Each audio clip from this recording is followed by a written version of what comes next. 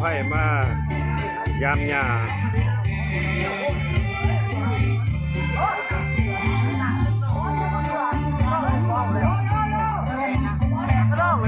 เอาแก่นี่ก็ได้แนมมือรองนะแนมมือนะโอเคมื้อนี้หักเข้าหักฟันไผ่ใหม่เด้อพี่น้องมื้อนี้เด้อนี่รอบวานนี่